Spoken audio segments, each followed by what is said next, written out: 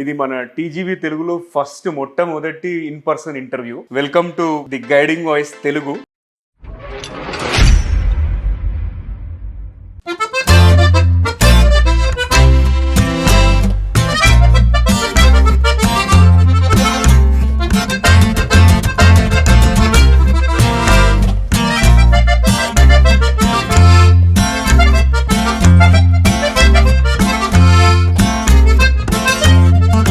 అంటే మీరు ఇప్పుడు మీ ప్రయాణం ద్వారా మీరు యాక్చువల్గా ఏం సాధించాలనుకుంటున్నారు, అంతేకాకుండా మీ యొక్క సక్సెస్ని మీరు ఎట్లా మెజర్ చేద్దాం అనుకుంటున్నారు అసలు? చాలా టఫ్ క్వశ్చన్. మీరు మళ్ళీ చెప్పండి. నేను ఏమంటానంటే మీ ప్రయాణం ద్వారా ఎలాంటి ఇంపాక్ట్ క్రియేట్ చేయాలనుకుంటున్నారు ఫస్ట్ థింగ్. అదే అంటే కొంచెం మనం ఆల్రెడీ కవర్ చేసాం, బట్ మీ సక్సెస్ని మీరు ఎట్లా మెజర్ చేద్దాం? మా ప్రయాణంలో ఈ లాస్ట్ 10 years మేము 10 year అయిపోయింది. ఇప్పుడు now we're in 10th anniversary celebrating in month of January February.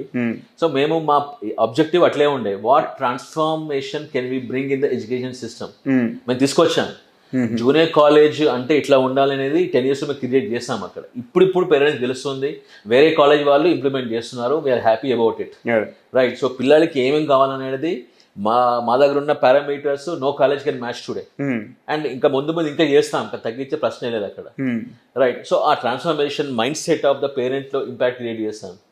How a child should be taken care అనేది ఇంపార్టెంట్. ఒక్క చైల్డే కాదు, 5 పిల్లలే కాదు, 50 మంది ఎంత ఇంపార్టెంట్ అని చేస్తాం. హెల్త్ ఇంపార్టెంట్ ఎంత చేస్తాం.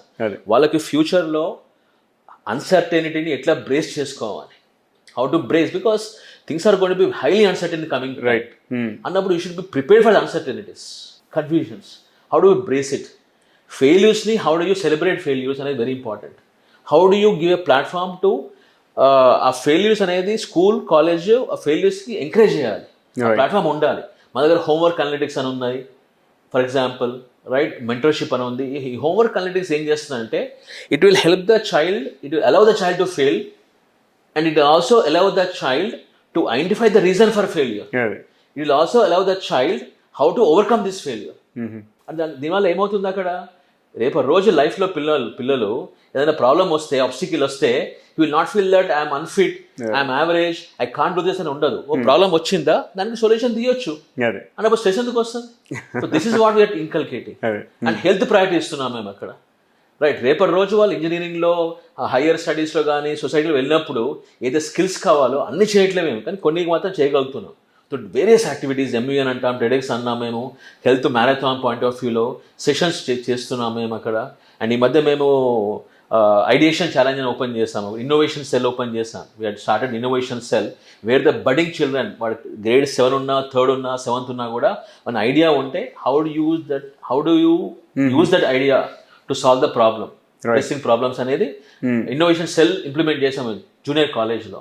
సో మా జూనియర్ కాలేజ్లో we are the only one in junior college having daily sports, MUN లాంటివి, ఐడియేషన్స్ అనేది, హెల్త్ అనేది, హోంవర్క్ అనలిటిక్స్ అనేది. అసలు these are things wanted, right.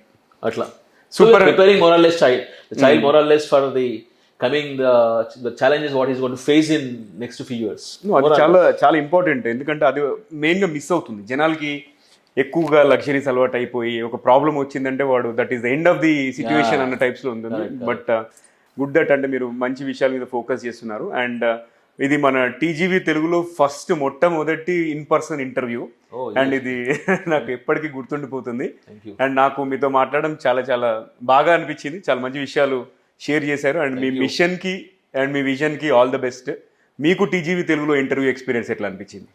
Wonderful. I mean Samala, ఎందుకంటే ఇంత చిన్న ఏజ్లో మీకు ఏదైతే ప్రెస్సింగ్ ప్రాబ్లమ్స్ ఉన్నాయో అందరికీ తెలియాలి అంటే త్రూ డెఫినెట్గా మీడియా అనేది, రైట్. మీకున్న టైము, మీకు ఫ్యామిలీ టైము, మీ జాబ్ అని చూసుకుంటూ యువర్ ఇనిషియేటివ్, అది కూడా నేను ఈ మధ్య విన్నాను, మీరు 5 different లాంగ్వేజెస్లో you are giving your podcast and you are also encouraging the budding creative guys from junior college, engineering college అని చెప్పారు. That is wonderful thing.